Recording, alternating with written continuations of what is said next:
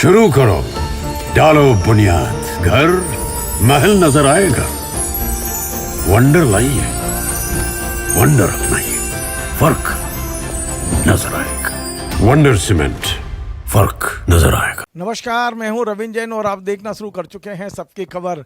मध्य प्रदेश में जैसे जैसे नए जिले बनाने की मांग जोर पकड़ रही है, वैसे अब मुख्यमंत्री ने इससे बचने का तरीका निकाल लिया है।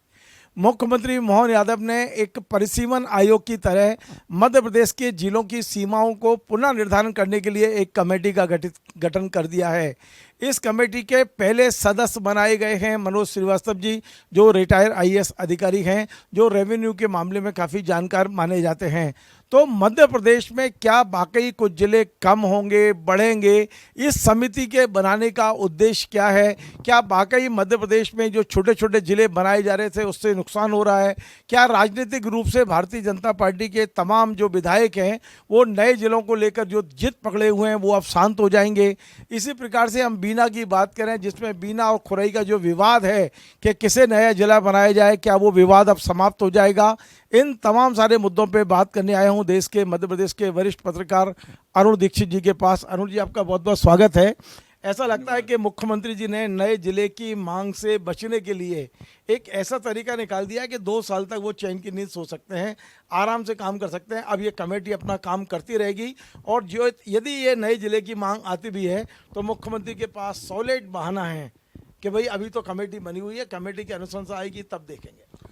देखिए, पहली बार अगर आप देखें तो डॉक्टर मोहन यादव ने बड़ी चतुराई से, बड़े कौशल के साथ पूरे भाजपा जो 163 एमएलएज हैं या 162 कह लीजिए शिवराज सिंह ने छोड़ा है, उनको एकदम उनके मुंह पर टेप लगा दिया है। जिले को लेकर या तहसील को लेकर अब वो कोई बात नहीं कर पाएंगे। इसको कहते हैं धोबी पाट। एक प्रशासनिक व्यवस्था उन्होंने की, उसको चाहे आयोग कहें या कमेटी कहें, जिसके पहले सदस्य मनोज श्रीवास्तव जी बनाए गए हैं, उस कमेटी में सब कुछ समाहित हो गया। और आप और हम जानते हैं कि इस तरह की कमेटियां कितना समय लेती हैं। आप साल 2 साल की बात कर रहे हैं, मैं तो कहता हूं कि 5 साल बाद भी ये कमेटी अपना काम पूरा कर लेगी, क्योंकि रेवेन्यू का मामला, जिलों की सीमा का मामला, और एक और चीज़ है, ये भी तय करना है कि जैसे मान लीजिए उदाहरण के तौर पर सीहोर से बख्तरा नख्तरा 150 किलोमीटर दूर है, तो और वो सड़क के उस पार, नदी के उस पार जो है वो नर्मदापुरम आ जाता है।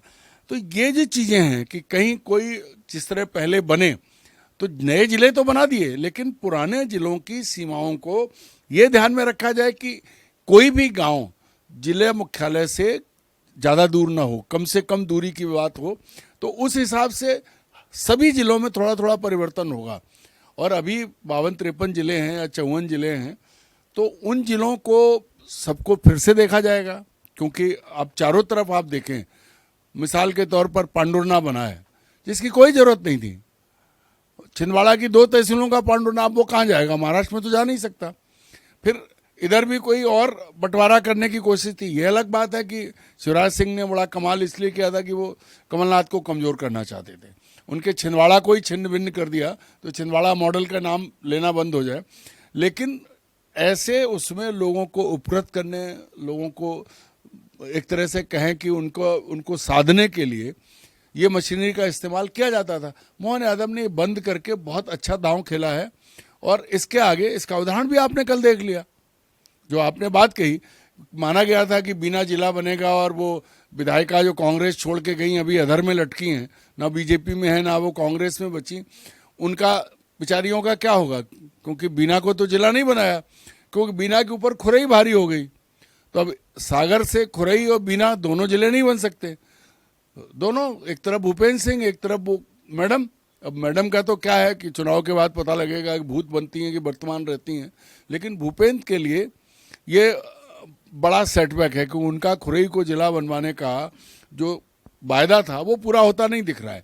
ऐसे पूरे प्रदेश को देखें, अगर आप एक एक जिले को देखते चलें, चाहे चंबल का हो, चाहे बघेलखंड का हो, चाहे बुंदेलखंड का हो, चाहे निमाड़ का हो, मालवा का हो, महाकौशल का हो, हर जगह समस्या है। अब सब खत्म, मनोज श्रीवास्तव जी बैठे देखते रहेंगे। मुख्यमंत्री ने धोबी बछाड़ कर दिया, वहां तक तो ठीक है, वो सबके मुंह पे टैप लगा दिया, वहां तक भी ठीक है।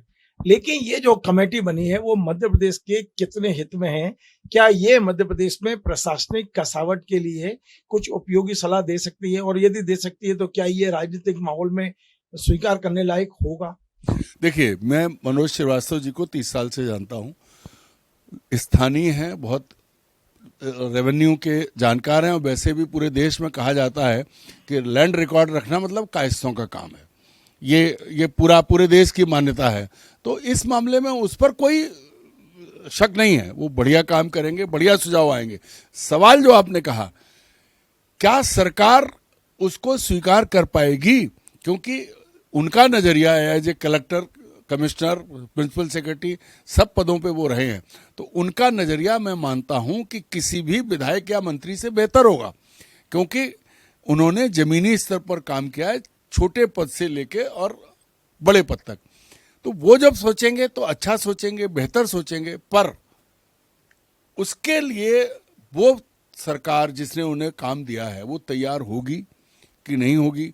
मान लीजिए कि कल को ये कहा जाए कि बुधनी को अलग कर दीजिए और आष्टा को इधर ले आइए, सीहोर का घुमा के, मतलब एक उदाहरण के लिए कह रहा हूं, तब क्या होगा, कितने लोग परेशान होंगे, ये सब चीजें देखने की बात है। लेकिन मुझे ये उम्मीद है कि जो कुछ मनोज श्रीवास्तव की अगुवाई वाली जो कमेटी करेगी वो कम से कम वर्तमान स्थिति में सुधार की बात तो करेगी।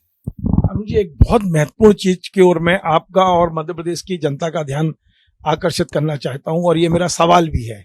सवाल ये है कि इंडस्ट्रियल एरिया जितने मध्य प्रदेश के हैं उनके परिसीमन की भी बातचीत बड़ी तेजी से आई है। मैं उदाहरण दे रहा हूं, जैसे मंडीदीप बेशक भोपाल के नजदीक है लेकिन रायसेन जिले में है। यदि मंडीदीप को भोपाल में शामिल करते हैं तो फिर रायसेन में बचता क्या है? रायसेन के जिले का महत्व लगभग खत्म हो जाएगा। दूसरी बात मैं करूं राजगढ़ की, पीलूखेड़ी भोपाल के नजदीक है राजगढ़ की अपेक्षा।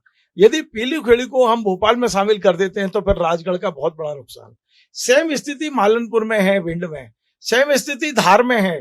तो ये जो धार है, भिंड है, रायसेन है, राजगढ़ है, ये इंडस्ट्रियल एरिया के कारण से जिले हैं, उनको रेवेन्यू मिलता है, वहां उनका एक नाम है।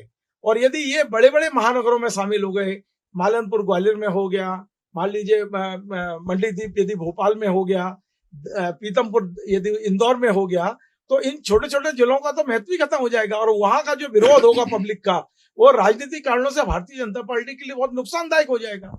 देखिए रविंद्र जी, आपकी बात बिल्कुल सही है, और मेरा ये मानना है कि कोई भी समझदार सरकार, पहले की सरकारें जिन्होंने भोपाल के नजदीक होते भी क्यों चुना रायसेन को, या क्यों चुना राजगढ़ को, क्यों धार को चुना गया पीथमपुर के लिए, और क्या मालनपुर भिंड में आता है, क्यों चुने गए? जो आप कह रहे हैं कि वो जो छोटे जिले हैं उनका विकास हो।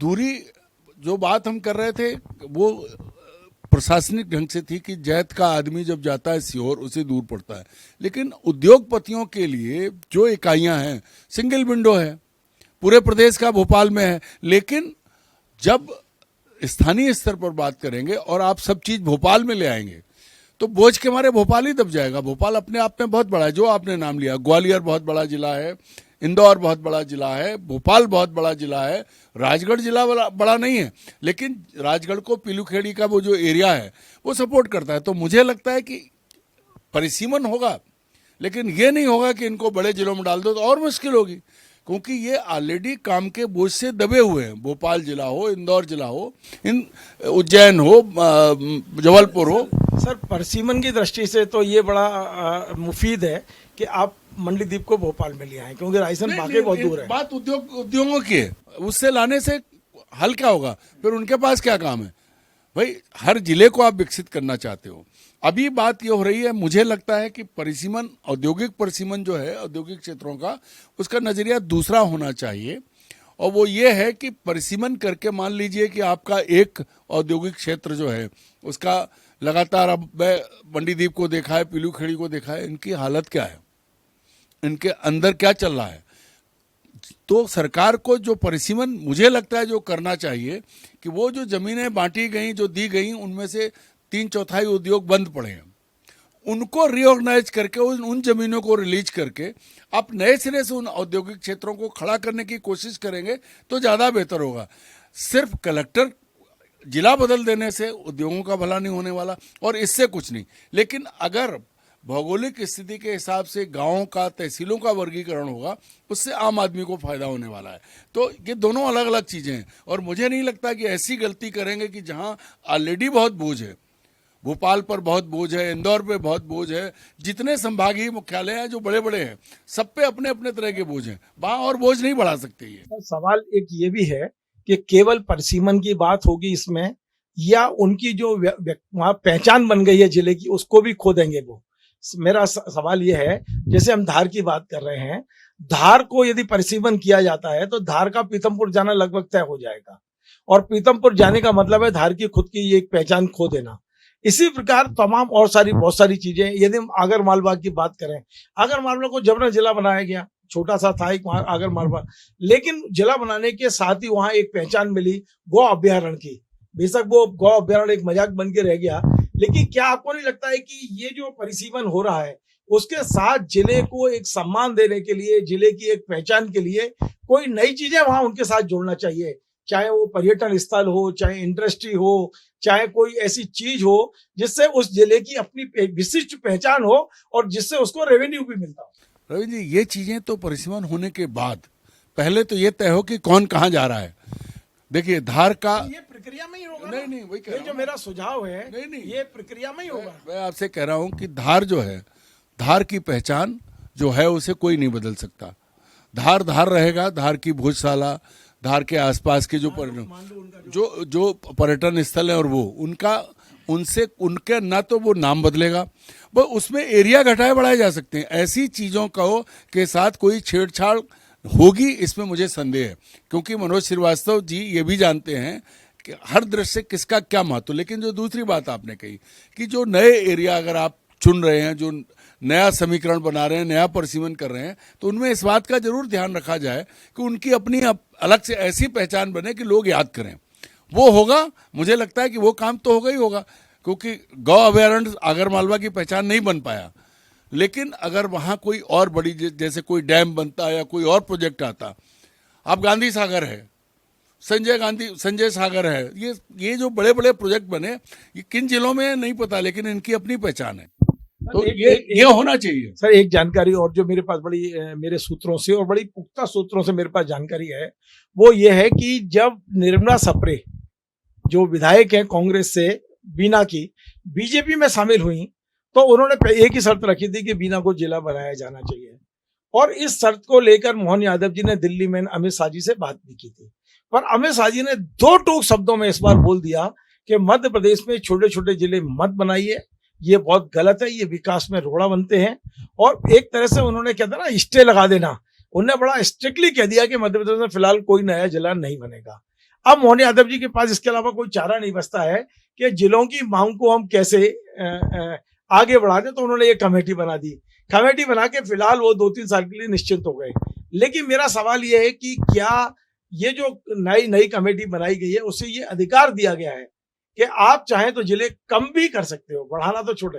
तो क्या आज की राजनीतिक माहौल में मध्य प्रदेश में क्या ये संभव है कि नई कमेटी सुझाव दे और बीजेपी स्वीकार कर ले कि मध्य प्रदेश में 55 की जगह 45 ही जिले हों? वो बिल्कुल संभव है, एकदम हो सकता है। क्या विरोध नहीं होगा? वहां के विधायक विरोध नहीं करेंगे? नहीं, एक इसका फिर दूसरा पहलू देखिए, फिर तो 230 जिले होने चाहिए मध्य प्रदेश में, क्योंकि हर विधायक चाहता है कि उसका अपना जिला हो। तो ये चीजें कहीं ना कहीं तो समझौते करने पड़ेंगे और कहीं ना कहीं कड़े फैसले लेने पड़ेंगे।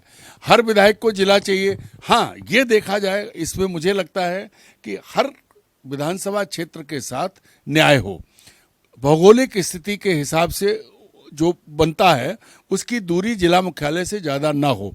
नाम जिले का क्या है ये अलग बात है, लेकिन काम कहाँ हो रहा है और किसका काम आसान हो रहा है। अगर किसी आदमी को 50 किलोमीटर के दायरे में या 70-80 किलोमीटर के दायरे में जिला मुख्यालय मिल रहा है, तो वो तो खुश होगा कि आराम से सुबह जाके शाम को लौट सकता है। अभी दूरियां हैं, कुछ तो बहुत बेढप जिले बने हुए हैं, लंबे लंबे चले गए हैं तीर कमान की तरह। तो ये जो चीज़ है, इस पर लोग नाराज नहीं होंगे। नाराज कौन होगा? नाराज होंगे नेताओं को तकलीफ होगी। उनकी तकलीफ की आजकल कोई परवाह नहीं करता है। मध्य प्रदेश में तो हम देख रहे हैं जो फैसले हो रहे हैं वो प्रशासकीय कम है और पॉलिटिकल ज्यादा है। वो हुए, अभी नहीं हो रहे हैं। वो शिवराज सिंह रेवड़ी बांट रहे थे, वो सारी चीजें कर गए। अगर कल बीना जिला बन जाता तो हम मानते कि हाँ ये हो रहा है और आगे भी होगा। लेकिन अब आयोग बन गया, आयोग क्या करेगा, आयोग को अब बोलने की बात तो है नहीं, उसका तो गजट नोटिफिकेशन भी हो गया, सारी चीज़ें, सेवा शर्तें, टर्म ऑफ रेफरेंस सब सारे तय हो गए। तो उसके बाद अब वेट करना पड़ेगा लोगों को।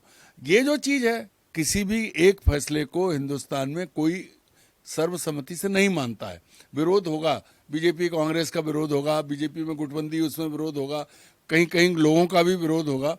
लेकिन जब एक व्यवस्था बनाई गई है वो फैसला करेगी तो मुझे तो लगता है कि जिले कम होंगे। और संभाग, क्योंकि उन्होंने संभागी की भी परिसीमन करना है, जरूरी नहीं है कि ये 10 संभाग है तो 10 ही रहे, 8 भी रह सकते हैं। नहीं, संभाग 12 भी हो सकते हैं, संभाग 12 भी हो सकते हैं, क्योंकि कई जगह हेडक्वार्टर जो है ना कमिश्नरी दूर हैं, तो उस हिसाब से कमिश्नरी से आदमी को बहुत वास्ता पड़ता नहीं है, आदमी को वास्ता पड़ता है जिला हेडक्वार्टर से। जिला हेडक्वार्टर में सारे दफ्तर रहते हैं, तो उसकी तो केवल समीक्षा करता है संभाग। तो नहीं, रेवेन्यू के मामलों में कमिश्नर की बहुत ज़्यादा बड़ी भूमिका होती है। बहुत छोटा सा नहीं, लेकिन लोगों की गांव की तकलीफें हैं। अब यहाँ से जब कुछ होता है तो राजेश मंडल ग्वालियर में है, लोग वहाँ भागते हैं, तो जमीनों के मामले हैं। पर अगर जब पूरा जिसका कहते हैं जिसको पुनर्निर्धारण होगा तो फिर सारी चीज़ें देखी जाएंगी, फिर सिर्फ गांव और कस्बे और तहसील नहीं होगी, फिर उसमें कमिश्नरी से लेके और गांव तक होंगे। और यही मंशा है सरकार की कि लोगों की तकलीफ कम हो, उनको नज़दीक से नज़दीक उनको सुविधा मिले, ये सरकार चाहती है।